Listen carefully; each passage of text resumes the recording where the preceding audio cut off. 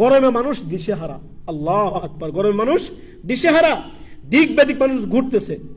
চিন্তা করেন, সুবহানাল্লাহ, এগুলো আমাদের কি পাপের কামাই না? এগুলো আমাদের কর্মের হাতের কামাই না? আল্লাহ তাআলা কি বলেছেন?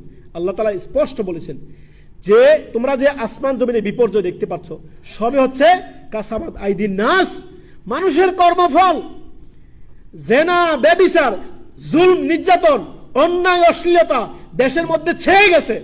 আমাদেরকে তওবা করার দরকার না? আল্লাহ তাআলা কি বলেছেন?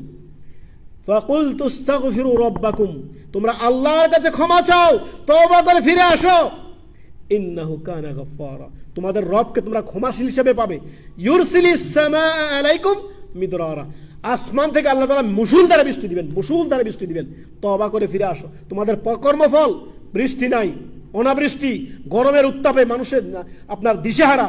আল্লাহু আকবার, এই সামান্য দুনিয়ার গরম, জাহান্নামের আগুন